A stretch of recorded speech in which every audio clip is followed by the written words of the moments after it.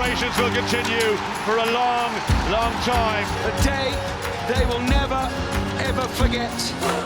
Hi, I'm Mastercard Ambassador Maggie Alphonsi, and I'm here to make a special announcement. It gives me great pleasure to announce that the Rugby World Cup 2025 is going to be held here in England.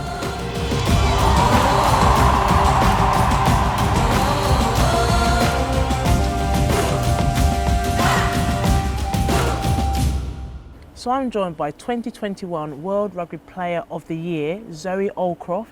So Zoe, it's just been announced that the Rugby World Cup 2025 is coming to England. How exciting is this news?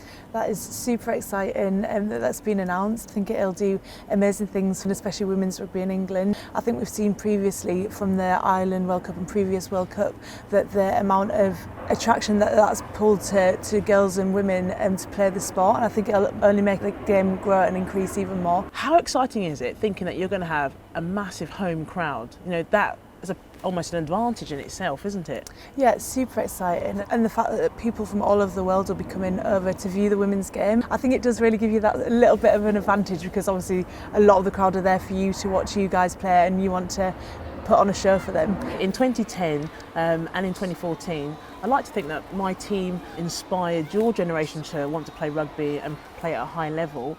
What legacy do you think your team will leave for 2025?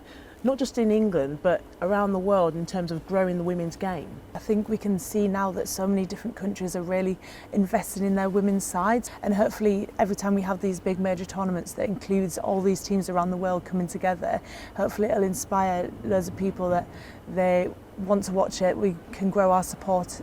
How far do you think the women's game has moved on over the past few years? I think it's come on leaps and bounds, like over the world. We now see teams like South Africa, they're going to be coming to the World Cup, which is amazing to see. And we have a lot of girls that come over from like USA, Canada, to play in the domestic league over here in England. It's amazing, because when I was playing, it feels like forever now, but when I was playing in my club team, you might have had maybe one extra person who's from Canada, maybe someone from Spain.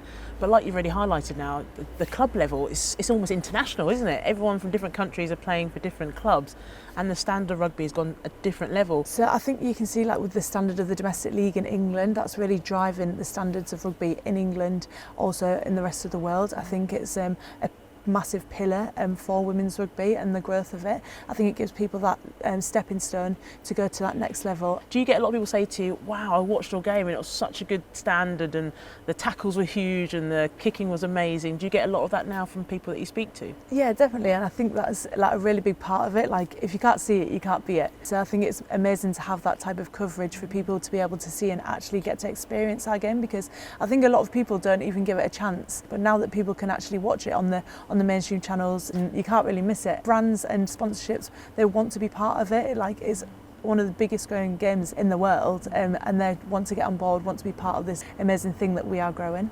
So 2021 Rugby World Cup, how confident are you and the team that you could potentially go all the way?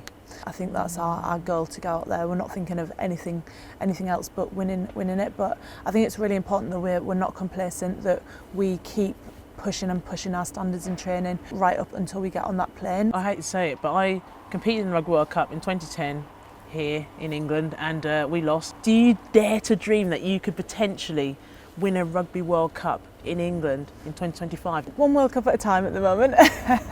No, it would be very, amazing. Like, when I did hear the possibilities that it was coming to England, it was amazing to hear, and it kind of thinks, oh right, I've got something to aim for after this one. And I think obviously it's put a lot of girls in the squad, oh, I want to stay and do another 3 years now. It's good that we've got that.